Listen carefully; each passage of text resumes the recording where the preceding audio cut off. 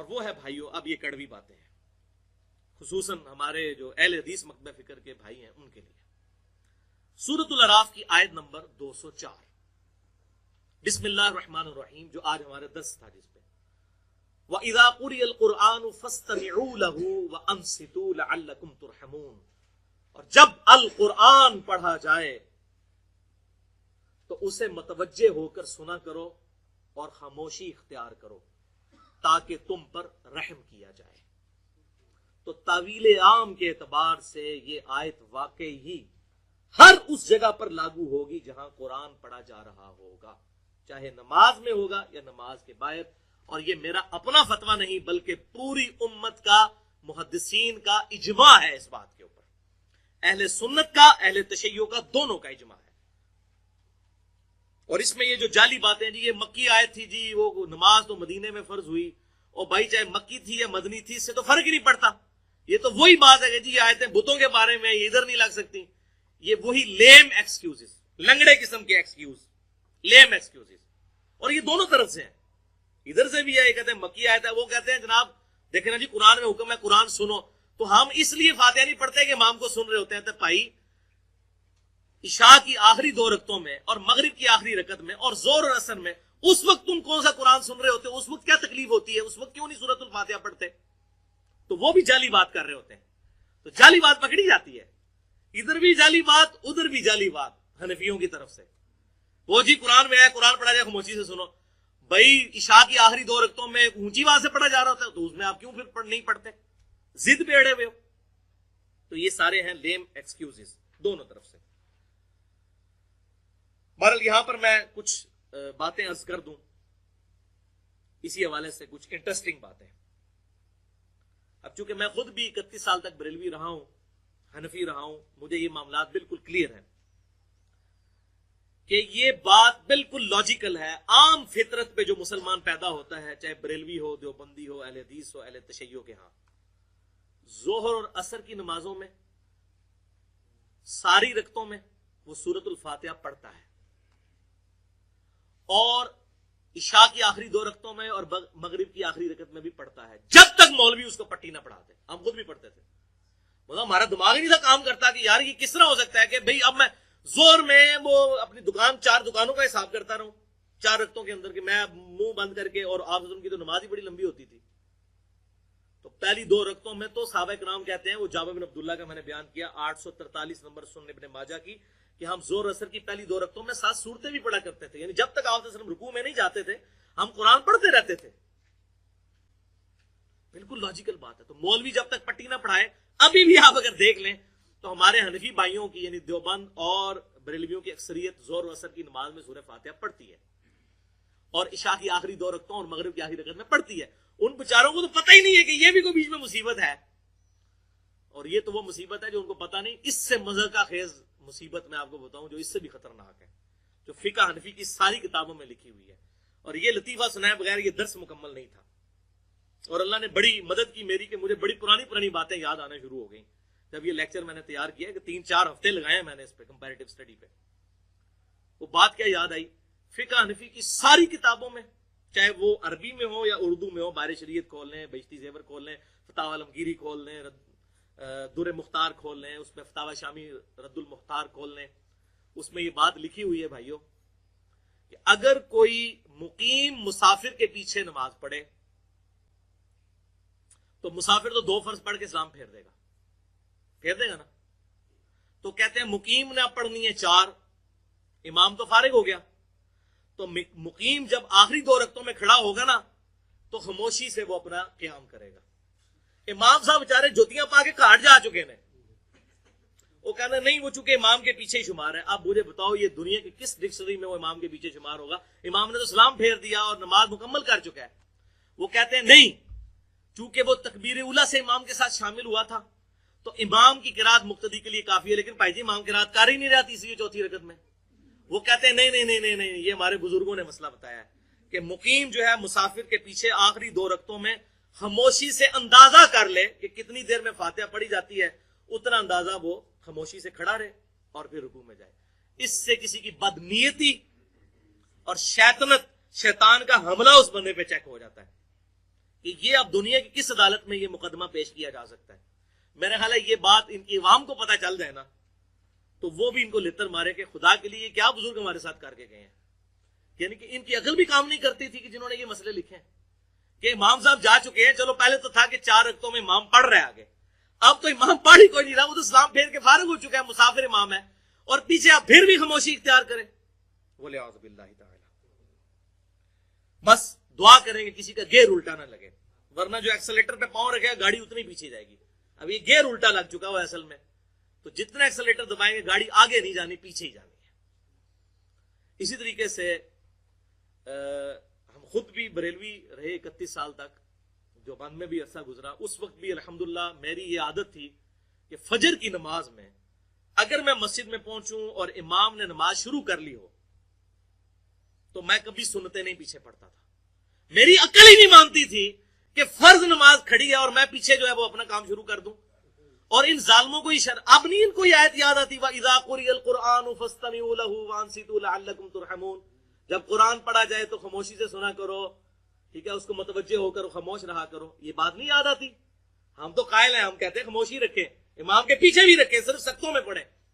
وہ آگے آ رہی ڈیٹیل بات. اور تو یہ سنتیں پیچھے دبائی آتے ہیں.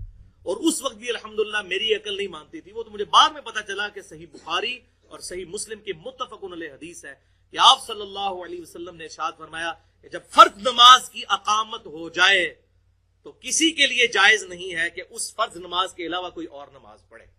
وہ عقل بھی مانتی ہے.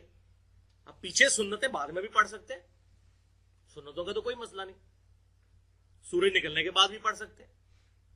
لیکن فرض نماز ہو رہی ہے اور آپ علیحدہ سے اپنا کام جو ہے وہ نکالا ہوا ہے اور آپ امام کے پیچھے پڑھ رہے ہیں, اور پھر اس میں یہاں تک مسئلہ لکھا کہ جب تک 1 رکعت مل جائے اس وقت تک آپ کر سکتے ہیں, یعنی 1 رکعت بھی قضا کر سکتے ہیں. وَلِعَوْذُ بِاللَّهِ تعالی. اب یہ معاملہ سختوں والا بھی میں ذرا کلیئر کر دوں کھول کر. امام بخاری کی کتاب جز القراء سے ورڈ بائی ورڈ امام بخاری کے میں الفاظ بیان کرنے لگوں, خصوصاً ہمارے اہل حدیث بھائیوں کے لیے, کیونکہ وہ بھی اس میں الا ماشاءاللہ غلطی کا شکار ہے. جز القراء حدیث نمبر ہے 36. امام بخاری رحمت اللہ علیہ حدیث لے کر آئے سیدنا ابو ہریرہ رضی اللہ تعالیٰ عنہ کا قول کہ ہم آپ صلی اللہ علیہ وسلم کے پیچھے جب نماز پڑھتے تو آپ صلی اللہ علیہ وسلم نماز میں سکتہ فرمایا کرتے تھے. 2 سکتے, ایک فاتحہ سے پہلے اور ایک رکوع میں جانے سے پہلے, لیکن یہ پہلی رکعت میں. دوسری رکعت ڈائریکٹ فاتحہ سے شروع کرتے تھے, رکوع سے پہلے والا سکتہ اس میں ہوتا تھا. تو اب امام بخاری کے ذرا کمنٹ سنیں اسی حدیث نمبر 36 کے تحت. وہ کہتے ہیں ابو سلمہ بن عبد الرحمن تابعی, میمون بن مہران تابعی اور سعید بن جبیر تابعی رحمہم اللہ اجمعین. سعید ابن جبیر کے تو کیا کہنے, الحمدللہ شیعان علی میں سے تھے اور مخالفین بنو امیہ تھے, اور یہ وہی ہیں جن کو حجاج ابن یوسف نے اپنے دربار میں قتل کروایا تھا. اور بعد میں کسی نے خواب میں دیکھا تو حجاج ابن یوسف نے کہا کہ باقی لوگوں کے قتل کے بدلے میں تو مجھے 1 دفعہ قتل کیا گیا, لیکن سعید ابن جبیر کے قتل کے بدلے میں اللہ تعالیٰ روزانہ مجھے قتل کرتا ہے, جو میں نے اس نیک انسان کو قتل کیا. اور عبداللہ ابن عباس کے سب سے بڑے شاگرد, بخاری اور مسلم کی درجنوں احادیث کے راوی سعید ابن جبیر رحمت اللہ علیہ, رضی اللہ عنہ بھی کہہ سکتے ہیں, علیہ السلام بھی کہہ سکتے ہیں, الحمدللہ. یہ 3 تابعی کا امام بخاری لکھ کے کہتے ہیں, اور دیگر اسلاف رحمہم اللہ سختوں میں قرات کے قائل تھے. سختوں میں, جب امام خاموش ہوتا ہے. اور ان کی دلیل یہی حدیث ہوا کرتی تھی کہ لا صلاۃ لمن لم یقرأ بفاتحۃ الکتاب, کہ اس کی نماز ہی نہیں ہے جو سورۃ الفاتحہ نہیں پڑھتا. پھر جب امام قرات کرتا تو وہ خاموش ہو جایا کرتے تاکہ اللہ تعالیٰ کے ارشاد پر عمل ہو. یہ امام بخاری کہہ رہے ہیں, میں نہیں کہہ رہا. تو کہتے ہو جی مکی آیت ہے, امام بخاری نے نہیں پتا ہے مکی آیت ہے, امام بخاری کہہ رہے ہیں تاکہ اس حدیث پر بھی عمل ہو اور اس آیت پہ بھی.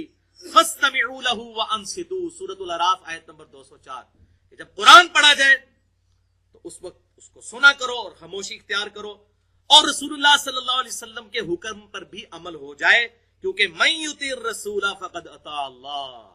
امام بخاری نے وہ آیت لکھ دی سورۃ النساء کی آیت نمبر 80 کہ جس نے رسول اللہ صلی اللہ علیہ وسلم کا حکم مانا گویا اس نے اللہ کا حکم مانا. وہ کہتے ہیں یہ جو ہمیں کہتے ہیں نا جی وہ قرآن اور حدیث ٹکرا رہے ہیں, وہ کہہ رہے ہیں کوئی نہیں ٹکرا رہے. قرآن پر بھی عمل کریں گے کہ امام جب تلاوت کرے گا ہم خاموشی اختیار کریں گے, اس کے سختوں میں پڑھیں گے, حدیث پر بھی عمل کریں گے. اور پھر امام بخاری رحمۃ اللہ علیہ نے بڑی سخت بات کی, جو لوگ سورۃ الفاتحہ نہیں امام کے پیچھے پڑھتے انہوں نے پھر سورۃ النساء کی آیت نمبر 115 بھی ساتھ لکھ دی, جس کے کانٹیکسٹ میں میں نے مسئلہ نمبر 31 ریکارڈ کروایا تھا اجماع کی حجیت والا, کہ جو کوئی رسول اللہ کی مخالفت کرتا ہے بعد اس کے کہ اس پر حق واضح ہو چکا ہے. یعنی رسول اللہ کی مخالفت کیا, امام بخاری یہ بتانے چاہ رہے ہیں کہ آپ صلی اللہ علیہ وسلم نے کیا فرمایا تھا, لا صلاۃ لمن لم یقرأ بفاتحۃ الکتاب. تو سورۃ الفاتحہ نہ پڑھنا رسول اللہ کی مخالفت ہے, بعد اس کے کہ اس پر حق کھل چکا اور مومنین کے راستے کو چھوڑ دیتا ہے. یعنی کس کے, صحابہ کرام علیہم رضوان کے. تو پھر وہ جس گمراہی میں سرگرداں ہیں ہم اسی گمراہی میں اسے رہنے دیں گے اور آخرت میں اسے آگ کا مزہ چکھائیں گے, دوزخ کی آگ کا. وَلِعَاذُ بِاللَّهِ تَعَالَى. اتنی سخت یہ آیت امام بخاری نے اس جگہ پر نقل کی, حدیث نمبر 36 کے انڈر جز القراء امام بخاری کی کتاب میں. اور یہ نہ سمجھیے گا بھائیو امام بخاری نے کوئی خود سے فتویٰ لگایا. سیدنا ابو ہریرہ رضی اللہ تعالیٰ عنہ جو ساری احادیث کے راوی ہیں, ان کا قول صحیح سند کے ساتھ جز القراء میں امام بخاری نے 274 نمبر پر حدیث وہ نقل کی, حدیث موقوف, وہی جو آپ کے اس ریفرنس پیج کے اوپر سیکنڈ آس لکھی ہوئی ہے. للامام سکتتان, امام کے لیے ہیں 2 سکتے. فاغتنموا القراءة فیہما بفاتحۃ الکتاب. تو ان 2 خاموشیوں اور سکتوں میں سورۃ الفاتحہ پڑھنے کو غنیمت سمجھو. اور اس سے بھی بڑھ کر سیدنا عبداللہ بن عمر بن عاص رضی اللہ تعالیٰ عنہ کا قول بھی نقل کیا, بلکہ یہ مرفوع حدیث کے درجے میں ہی آ جائے گی یہ بات. امام بہقی نے اپنی کتاب کتاب القراء کے اندر حدیث نمبر 301 اور 302 انہی 2 سختوں کے بارے میں, عبداللہ بن عمر بن عاص رضی اللہ تعالیٰ عنہ, یہ وہی صحابی ہیں جو حضور صلی اللہ علیہ وسلم کی ہر بات لکھ لیا کرتے تھے. سنن نبی داؤد میں آتا ہے. پھر کچھ صحابہ نے کہا آپ انسان ہی ہیں, کوئی بعض کہا تھا آپ جذبات میں بھی کوئی بات کر دیں, تو انہوں نے حدیثیں لکھنا چھوڑ دی. تو آپ صلی اللہ علیہ وسلم نے اپنی مبارک زبان پکڑ کر فرمایا کہ اللہ کی قسم اس زبان سے حق کے سوا کچھ نہیں نکلتا. تو یہ حدیثیں لکھا کرتے تھے اور صحیح بخاری میں موجود ہے. حضرت ابو ہریرہ کہتے ہیں مجھ سے بھی زیادہ حدیثیں عبداللہ بن عمر بن عاص کے پاس ہے, کیونکہ میں زبانی یاد رکھتا ہوں اور وہ لکھ لیتے ہیں. اور انہی کا وہ صحیفہ صادقہ بھی موجود ہے جس کے قلبی نسخے بھی مل چکے ہوئے ہیں, عبداللہ بن عمر بن عاص رضی اللہ تعالیٰ عنہما. تو کتاب القراء امام بہقی کی 301 اور 302 نمبر حدیث, وہ کہتے ہیں کہ جب آپ صلی اللہ علیہ وسلم سکتہ کرتے تو ہم آپ صلی اللہ علیہ وسلم کے پیچھے سورۃ الفاتحہ پڑھا کرتے. پھر آپ صلی اللہ علیہ وسلم جب قرات شروع کرتے تو ہم خاموشی اختیار کر لیتے. اس کے بعد جب آپ صلی اللہ علیہ وسلم خاموش ہو جاتے یعنی دوسرا سکتہ کرتے تو پھر ہم قرات کرتے, یعنی ہم سے مراد جو بعد میں شامل ہوئے ہوتے.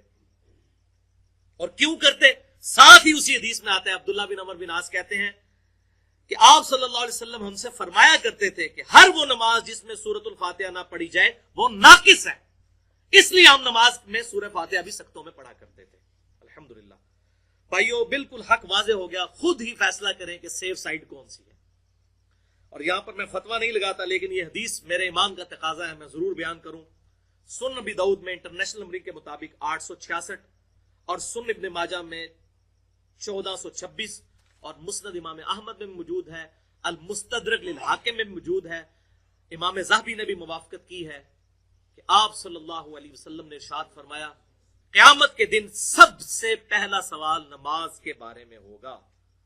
جس کی نماز درست نکل آئی اس کے اگلے سارے معاملات آسان ہوتے چلے جائیں گے, اور جس کی نماز درست نہ نکلی لا صلاۃ لمن لم یقرأ بفاتحۃ الکتاب,